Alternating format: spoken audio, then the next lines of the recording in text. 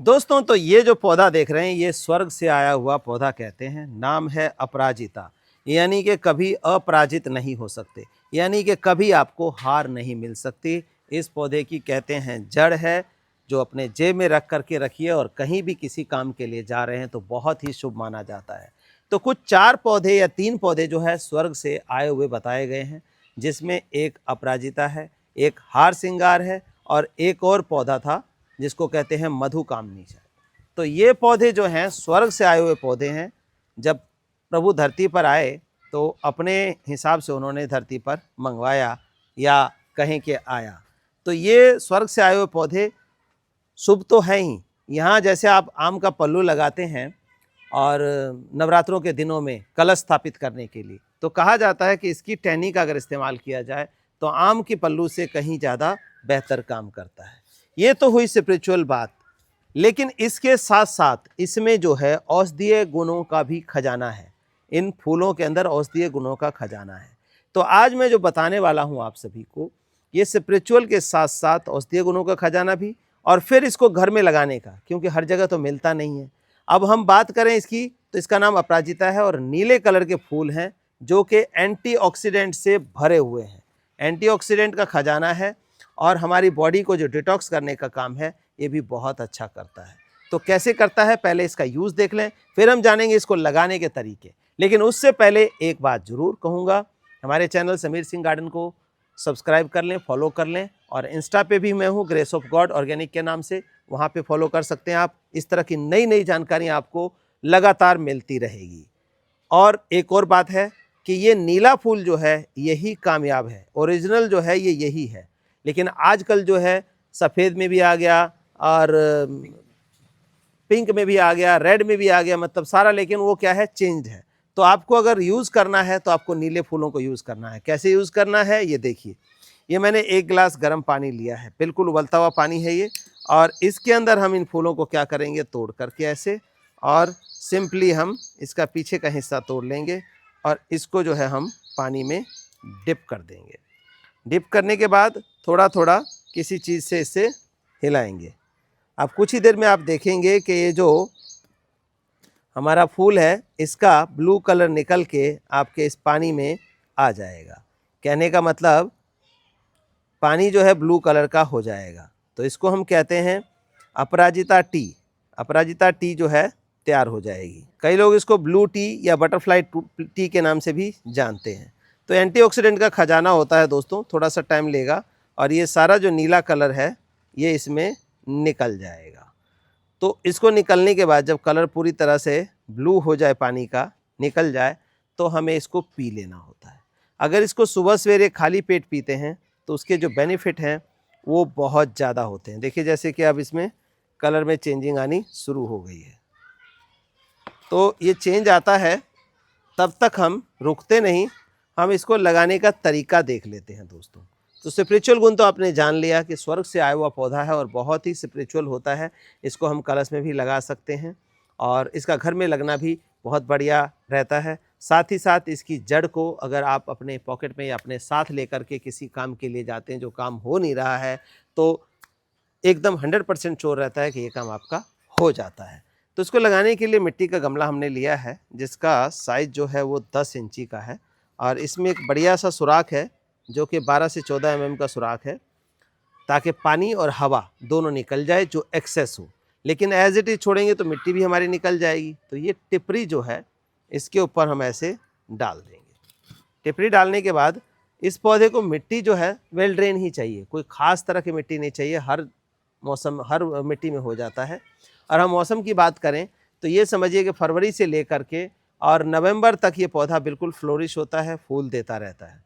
और दिसंबर जनवरी में इसके पत्ते झड़ जाएंगे, सिर्फ डंठल खड़ी होगी, क्योंकि डोरमेंसी पीरियड होता है दिसंबर जनवरी। फरवरी से फिर ये खड़ा हो जाता है। तो ये सालों साल चलने वाला पौधा अगर ध्यान दें तो इसकी जड़ें लगी रहेंगी, पत्ते झड़ जाएंगे, फरवरी फिर आएगा, दोबारा से फिर फ्लोरिश हो जाएगा ये। तो ये पौधा एक तरह का परमानेंट पौधा है। अब लगाने के लिए हमने मिट्टी ली है और मिट्टी जो है वेल ड्रेन, मतलब पानी खड़ा नहीं होना चाहिए। तो इस तरह की मिट्टी हमने ले ली है इसमें बना के।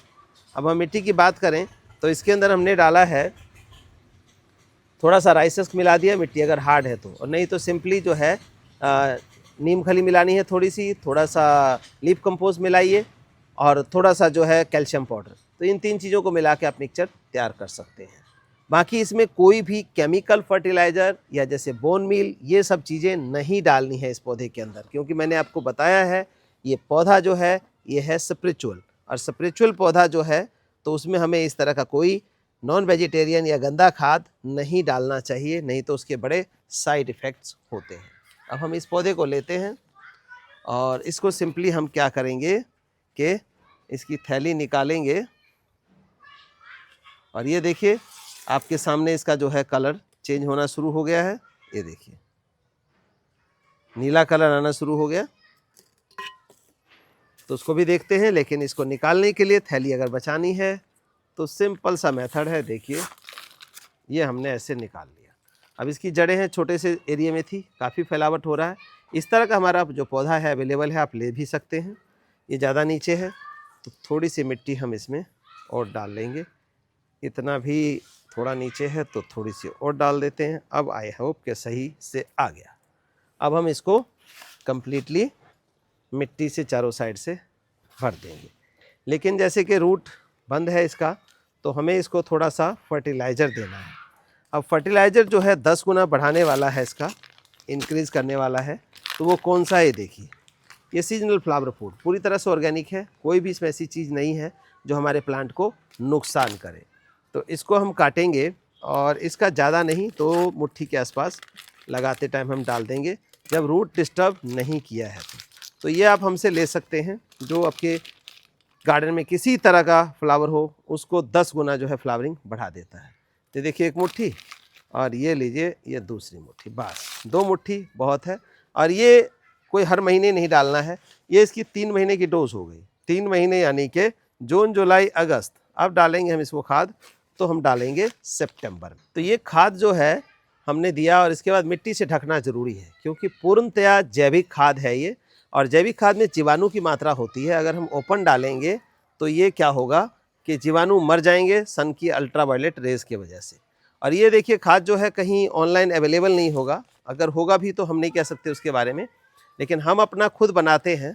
तो हमारा जो 25 साल का एक्सपीरियंस है वो एक्सपीरियंस हमने इसमें डाला है।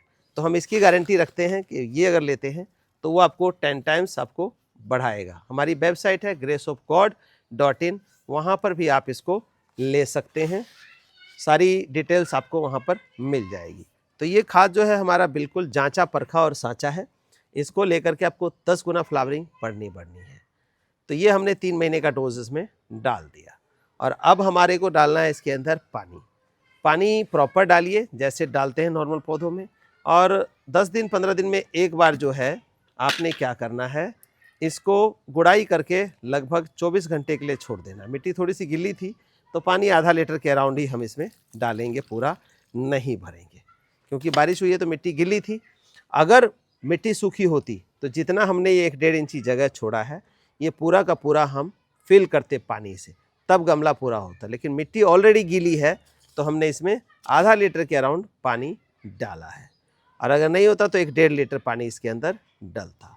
तो इसको हमने पूरी धूप में रखना है, कोई छाँव नहीं चाहिए इसको, चाहे 50 डिग्री टेम्परेचर हो जाए या टेम्परेचर है 15 डिग्री, ये पूरे सनलाइट में ही रहेगा पौधा, अंदर नहीं रह सकता। तो ये ध्यान रखिए। और हफ्ते 10 दिन के अंदर एक बार गुड़ाई करिए शाम को, मतलब दिन में, और 24 से 48 घंटे के लिए छोड़ दें। तो क्या होगा कि ऑक्सीजन का जो आना जाना है वो स्टार्ट होगा और हमारा पौधा बिल्कुल फ्लोरिश रहेगा। इस तरह के कीड़े भी आते हैं दोस्तों इसमें, देखिए ये देखिए, आपको दिखाई नहीं दे रहा होगा लेकिन आप देख सकते हैं ये सुंडी जो है, इस तरह की सुंडी आती है। तो इसके लिए नीम ऑयल का स्प्रे हम कर सकते हैं, या फिर ऐसे निकाल के देखिए, ये देखिए आप देख सकते हैं, इसको निकाल के और हटा दें, दूर ज़मीन में दबा दें। नहीं तो ये क्या करेगा, जो ये फूल खिल रहा है, फूल खिलने से पहले इसकी कलियों को सुराख कर देगा और हमारी कलियां जो है वो ख़त्म हो जाएंगी, फूल खिल नहीं पाएगा। तो छोटे छोटी जो प्रॉब्लम्स हैं उनका सॉल्यूशन भी आप कर सकते हैं। नीम ऑयल बढ़िया है, हमारे पास अवेलेबल होता है। कोरोजन नीम ऑयल अवेलेबल होता है, वो भी आप ले सकते हैं, या मार्केट में मिले तो पूछ के लें कोरोजन नीम ऑयल। कोरोजन नीम ऑयल है क्या, आप अक्सर नीम ऑयल लाते हैं तो उसमें डिटर्जेंट मिलाते हैं, तब वो डिज़ोल्व होता है पानी के अंदर। लेकिन कोरोजन नीम ऑयल जो 3000 ppm का है, वो डायरेक्ट पानी में डालिए और डिज़ोल्व हो जाएगा, तो वो आपके लिए बेटर है। साबुन सर्फ की मात्रा मिलाते टाइम ध्यान नहीं रहता कितना मिलाना है, अगर ज़्यादा मिल जाए तो पत्ते जल जाएंगे पौधे के, तो ये नुकसान होता है। तो दोस्तों ये हमने टी बनाया था और ये देखिए ब्लू कलर जो है हमारे पानी में आ चुका है और फूल का कलर आप देखिए, ये देख सकते हैं, इसके साथ मैच करेंगे तो फूल का कलर जो है ये पानी में घुल चुका है और ये डाइल्यूट होकर के बिल्कुल स्काई ब्लू में आ गया, नेवी ब्लू से, और पानी हमारा ये हो गया। अब हम इसको पी सकते हैं, जिसको हम कहते हैं ब्लू टी या फिर बटरफ्लाई टी या अपराजिता टी। टेस्टलेस है, कोई ऐसा टेस्ट नहीं है इसके अंदर कि कड़वा हो मीठा हो, कुछ भी नहीं है। तो इसको पी करके आप स्वस्थ मस्त और दुरुस्त रह सकते हैं।